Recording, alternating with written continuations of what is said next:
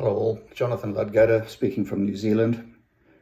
I've been given the privilege of putting together a short talk about Peter Brain, so here goes. Starting high school at Prince Edward in January 1970 was daunting. A huge new school, not knowing anybody else there, made it lonely and difficult. Shortly after being assigned to a class, I met Louis de Brain in the same group, a really fortunate thing for me as I recognised someone with similar interests and outlooks. As this new friendship progressed, I was introduced to the rest of his family, Peter, Elsie and Simon. Being taken out of school for a Sunday to be spent with the headmaster of another high school, being Churchill, was also daunting, at least initially. As it turned out, Louis and Simon's parents were very down-to-earth and also rather different to mine, who I did not know particularly well, having been at boarding school since kindergarten, given our life on the farm well away from town. They and the Scoyles very kindly alternated each weekend to collect me from the boarding hostel at PE and take me to church, and then a day with like-minded people, mucking around with model aircraft mostly.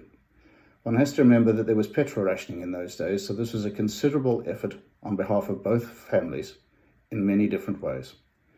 Pete and Elsie were very supportive of our hobby, and having access to the sports field at Churchill meant we had plenty of space to operate in.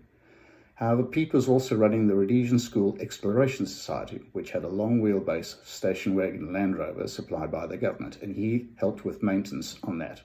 This was done in a workshop behind the headmaster's house in the Churchill School grounds. This was used to take high school students on outward bound type adventures in the holidays. He was also a keen restorer of old cars, and at the time was working on a Citroen Light 15 restoration along with maintenance on their day-to-day vehicles. He was very generous with his time and expertise in this area, and we all learned an immense amount about engineering and general maintenance by doing hands-on work as well as observing the process.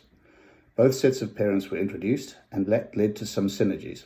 My dad organised a camp on the farm for the aforementioned society, and later on, when the whole family had been in a bad motor accident near Bulawayo, my parents flew down there to bring Pete and Elsie back, avoiding a long road journey.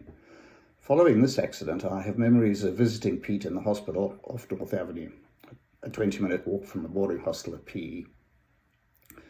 Sometime later on, Pete and Elsie bought and moved to the property at 8 Tedder Road, a decision which soon proved itself being very smart.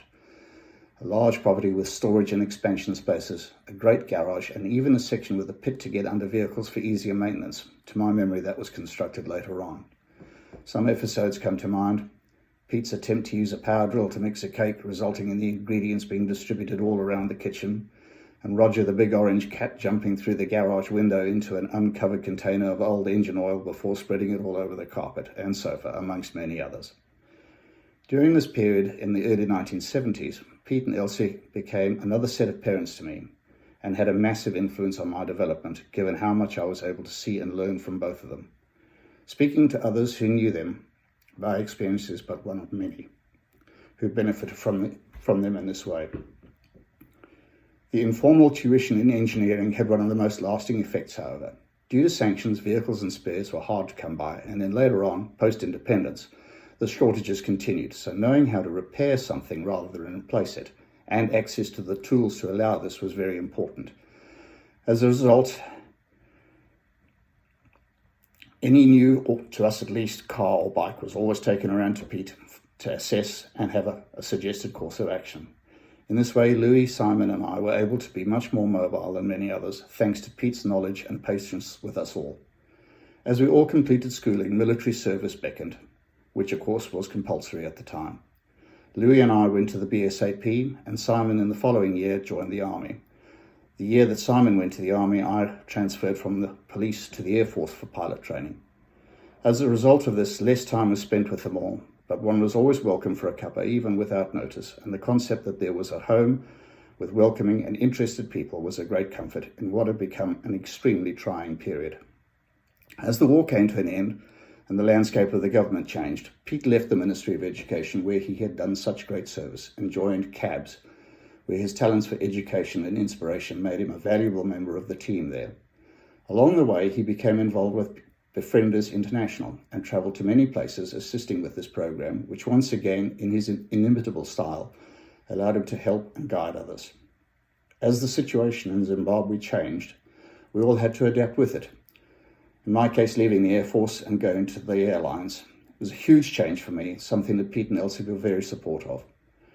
During this period, Louis and Simon both learned to fly, and in due course we all found ourselves in the same industry. In the long term, local opportunities there were limited, and for me at least, that led to a departure from Zimbabwe to employment in Hong Kong, where Pete and Elsie came to visit for a couple of weeks in the post-Christmas time of year when the weather is tolerable. Pete's description of a partial pressurization failure in the South African Airways 747 leaving Mauritius for Hong Kong, the dropping of the oxygen masks and subsequent trip was hilarious. Taking him around the Aladdin's caves of tool shops in the back streets of Hong Kong was top fun, as one could get all sorts of interesting and specialised things for next to nothing. Being so far away meant less and less contact with people from our formative age, but they were never forgotten. Later on in New Zealand, during the 9-year period spent building a light aircraft from a kit, I regularly found myself thinking, what would Pete do in this situation?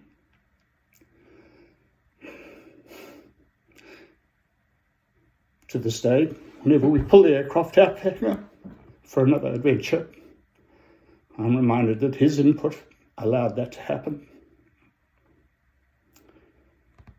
Speaking to him on the phone last year from New Zealand, a logistical exercise ably managed by Leslie was an absolute treasure. He was sharp as a tack. Memory was really good. In fact, I was the one who kept on forgetting things. I have never met Mary, but like most of the rest of us, I'm sure she has hugely benefited from being in the company of such a wonderful man. The world, unfortunately, is a lesser place with the passing of Pete, and I, amongst many others, will always remember him as a wonderful man. Rest in peace.